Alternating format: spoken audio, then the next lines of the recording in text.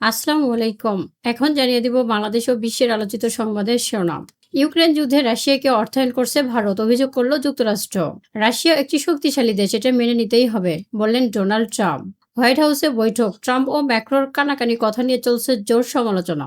হঠাৎ অবসরে যাওয়ার ঘোষণা দিলেন মার্কিন বিমান বাহিনীর প্রধান। ট্রাম্প পুতিন জেলেনস্কির বৈঠকে কি যুদ্ধ থামবে রাশিয়া ও ইউক্রেনের মাঝে? ইরান থেকে বিতাড়িত আফগানিস্তানের দুর্ভাগ্য যেন পিছু ছাড়ছে না, দুর্ঘটনায় নিহত ৭১। গাজা সীমান্তে ৪০,০০০ সেনা মোতায়েন করল মিশর। আল আকসা মসজিদ নিয়ে ভয়ঙ্কর পরিকল্পনা। প্রতিজ্ঞা ভেঙে হোয়াইট হাউসে স্যুট পরে হাজির হলেন জেলেনস্কি।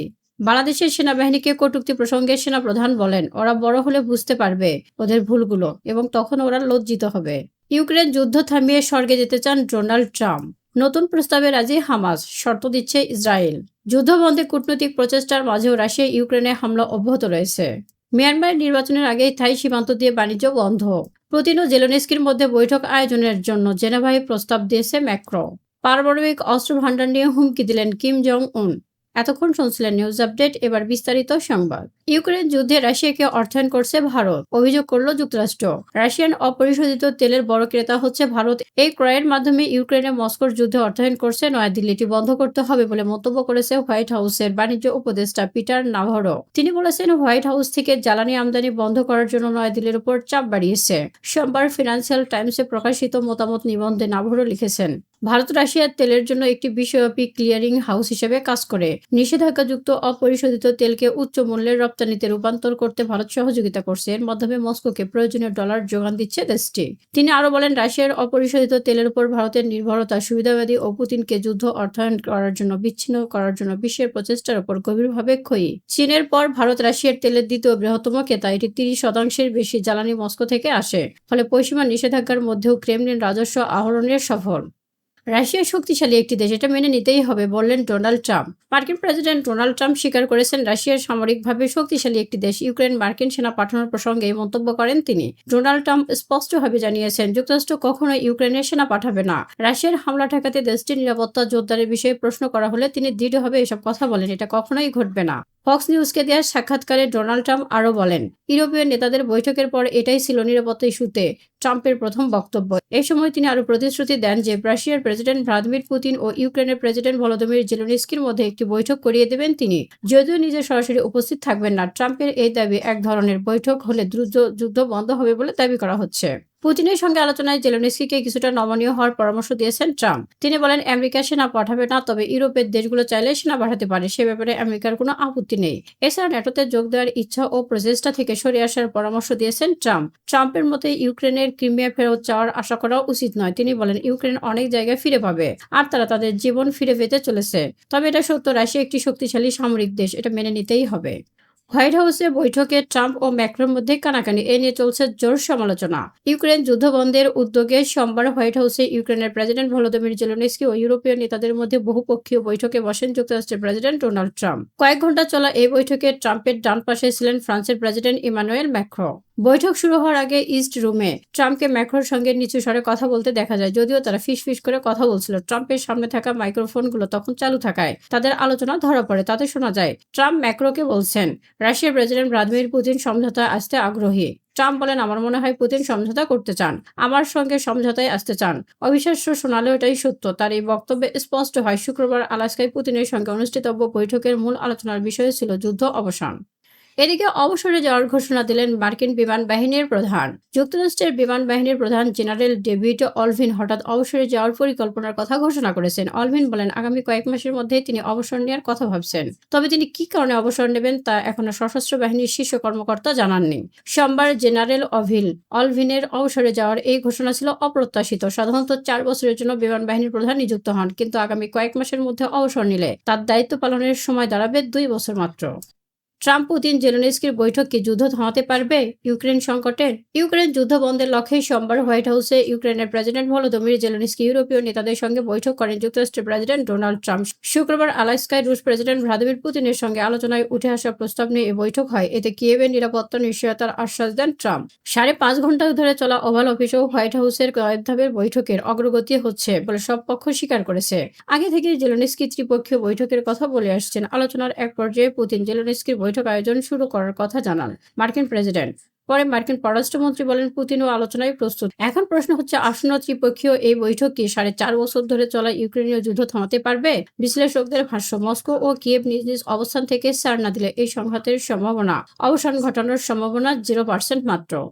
ইরান থেকে বিতাড়িত আফগানিস্তানদের যেন দুর্ভোগ ছাড়ছে না পিছু। দুর্ঘটনায় নিহত 71। ইরান থেকে বিতাড়িত হয়ে আফগানিস্তানে ফিরে আসা অভিবাসীদের বহনকারী একটি যাত্রীবাহী বাস দুর্ঘটনায় পড়েছে। পশ্চিম পাকিস্তানের ট্রাক ও একটি মোটরসাইকেল সংঘর্ষে বাসটি দুমড়ে মুচড়ে যায়। এতে 71 জন নিহত হয়েছে। গভীর রাতে হেরাত প্রদেশে এই দুর্ঘটনা ঘটে। প্রাদেশিক সরকারের মুখপাত্র আহমদুল্লাহ মুত্তাকি জানিয়েছেন, নিহতদের মধ্যে 17 শিশু রয়েছে। এদিকে গাজা সীমান্তে 40,000 সেনা মোতায়েন করল মিশর। ফিলিস্তিনে অবরুদ্ধ গাজা উপত্যকার পাশে নিজেদের সীমান্তে নজিরবিহীনভাবে সেনা সংখ্যা বাড়িয়েছে মিশর। ইসরায়েল গাজার রাজধানী গাজা সিটিতে ব্যাপক হামলার প্রস্তুতি নিচ্ছে, এমন প্রেক্ষাপটে কায়রো আশঙ্কা করছে হাজার হাজার গাজাবাসী হয়তো মিশরের উত্তর সিনাই অঞ্চলে প্রবেশের চেষ্টা করতে পারে। মিডল ইস্ট আইকে দেওয়া সাক্ষাৎকারে মিশরের এক সামরিক কর্মকর্তা তথ্য নিশ্চিত করেছেন। বর্তমানে উত্তর সিনাইয়ে প্রায় 40,000 সেনা মোতায়েন রয়েছে। এটি 1979 সালে মিশর ইসরায়েল শান্তি চুক্তির আওতায়। নির্ধারিত সেনা সংখ্যার তুলনায় বহুগুণ বেশি। গত কয়েক বছর ধরে আমরা মিশরের সেনাবাহিনীকে এক উচ্চ মাত্রায় সতর্ক অবস্থায় রেখেছি, তবে এমন সতর্ক অবস্থা আগে কখনো দেখিনি। প্রেসিডেন্ট আব্দুল ফাত্তাহ আল সিসির প্রত্যক্ষ নির্দেশে এই পদক্ষেপ নেওয়া হয়েছে। সশস্ত্র বাহিনীর সুপ্রিম কাউন্সিল ও জাতীয় নিরাপত্তা কাউন্সিলের সঙ্গে বৈঠকের পর তিনি এই সেনা মোতায়েনের নির্দেশ দেন। তিনি স্পষ্ট করে বলেন, ইসরায়েল হামাসকে নির্মূল করতে ও গাজার জনগণকে স্থানচ্যুত করতে চায়, কিন্তু মিশর এই পরিকল্পনা কোনোভাবেই সমর্থন করে না। বর্তমানে চীনের বিভিন্ন ঘাঁটি মিশরের সেনারা অবস্থান করছে, বিশেষত গাজা সীমান্তবর্তী জোনসি এলাকায় ভারী সেনা মোতায়েন রয়েছে। সেখানে সাজোয়াজান আকাশ প্রতিরক্ষা ব্যবস্থা, বিশেষ বাহিনী, M16 যুদ্ধ ট্রাঙ্কও রাখা রয়েছে। বাড়তি সেনা মোতায়েনের বিষয়টি ইসরায়েলকে জানানো হয়েছে। কায়রো তাদের জানিয়েছে এটি কেবলমাত্র আত্মরক্ষামূলক ব্যবস্থা, তবে সতর্ক করে দেওয়া হয়েছে যদি ইসরায়েল মিশরের ভেতরে কোনো ধরনের হামলা চালায় তবে তার কঠোর জবাব দেওয়া হবে। এদিকে আল আকসা নিয়ে ভয়ঙ্কর পরিকল্পনা ফাঁস। আল আকসা মসজিদের ভেতরে ইহুদিরা দলবদ্ধভাবে উচ্চস্বরে প্রার্থনা করছে, গান গাইছে, নাচছে, ইসরায়েলি পতাকা ওড়াচ্ছে। মুসলমানদের অন্যতম পবিত্র স্থান আল আকসা মসজিদের এমন দৃশ্য কিছুদিন আগেও ছিল অকল্পনীয়, কিন্তু গত এক মাসে এমন ঘটনা অহরহই ঘটছে। ফিলিস্তিন ও বিশ্ব মুসলমানদের কাছে আল আকসা শুধু একটি মসজিদ নয়, বরং স্বাধীনতা, আত্মপরিচয় ও মুক্তি সংগ্রামের প্রতীক। অন্যদিকে ইহুদিদের বিশ্বাস, এই স্থানে নির্মিত হবে তাদের তৃতীয় মন্দির, থার্ড টেম্পল।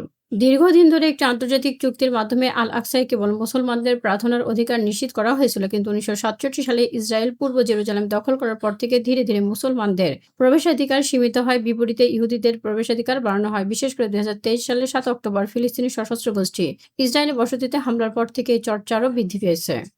প্রতিজ্ঞা ভেঙে হোয়াইট হাউসে স্যুট পরে হাজির হলেন জেলেনস্কি।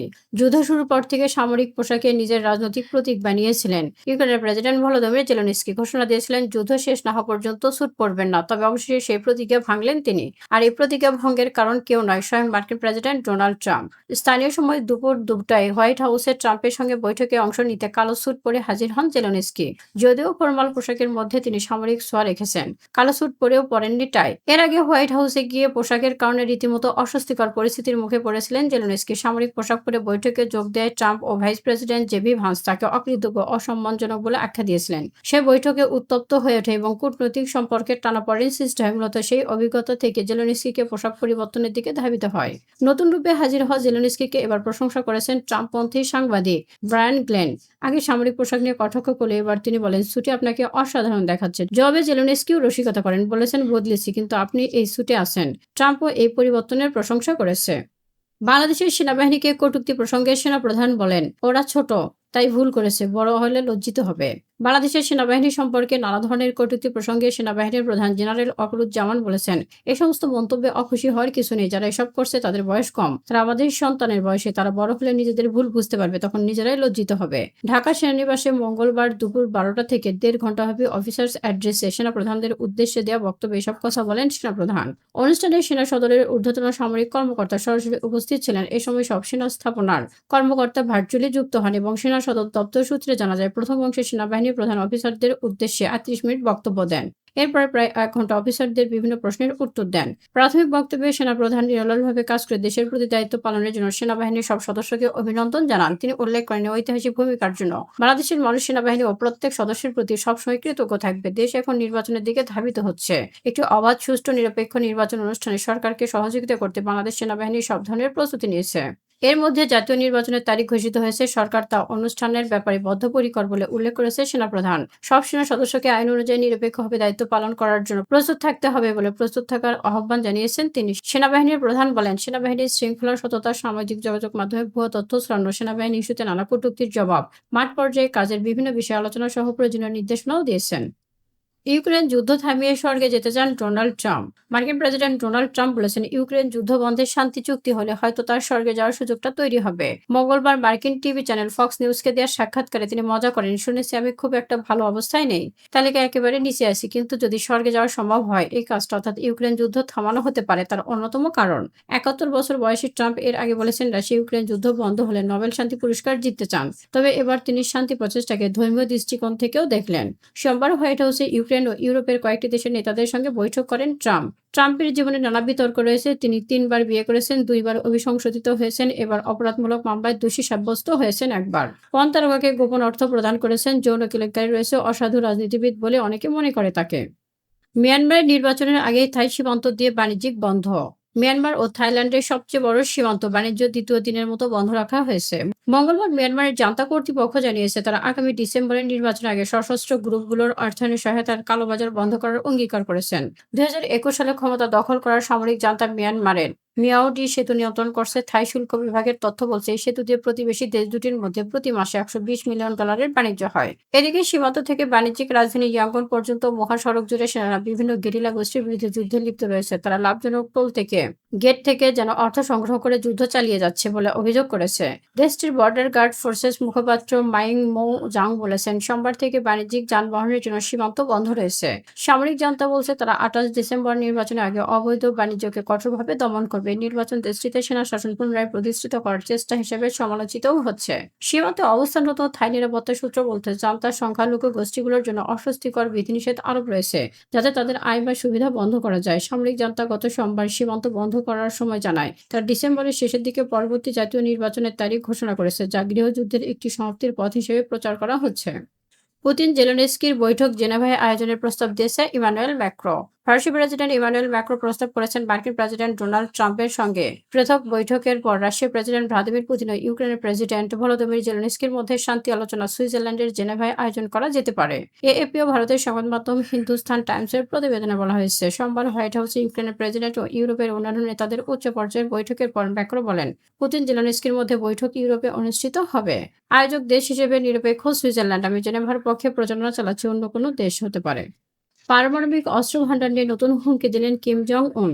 যুক্তরাষ্ট্র ও দক্ষিণ কোরিয়ার চলমান যৌথ সামরিক মহড়াকে শত্রুতামূলক অভিপ্রায় আখ্যা দিলেন উত্তর কোরিয়ার সর্বোচ্চ নেতা কিম জং উন। পিয়ংইয়ং এর পারমাণবিক অস্ত্র ভান্ডার সম্প্রসারণের গতি আরও বাড়ানো হবে। কিম নৌবাহিনীর যুদ্ধজাহাজ পরিদর্শনের সময় বলেন, এই যুদ্ধ মহড়া উস্কে দেওয়ার সুস্পষ্ট ইঙ্গিত। তিনি জোর দিয়ে বলেন, উত্তর কোরিয়াকে অবশ্যই তার পারমাণবিক অস্ত্র কর্মসূচি দ্রুত সম্প্রসারণ করতে হবে। বিশেষ করে মহড়ায় তিনি যে সমস্ত পারমাণবিক উপাদান অন্তর্ভুক্ত করেছেন তার প্রতিক্রিয়া দেখিয়েছেন। চলতি সপ্তাহে শুরু হয় বার্ষিক উলচি ফ্রিডম শিল্ড মহড়ায় বৃহৎ পরিসরের সামরিক কৌশলগত অনুশীলন। উত্তর কোরিয়ার ক্রমবর্ধমান পারমাণবিক সক্ষমতার বিরুদ্ধে আপডেটেড প্রতিক্রিয়া পরীক্ষা করা হচ্ছে। মহড়াটি চলবে ১১ দিন, তবে ৪০টি ফিল্ড ট্রেনিং ইনভেস্টের অর্ধেক সেপ্টেম্বরে পুনর্নির্ধারণ করা হয়েছে।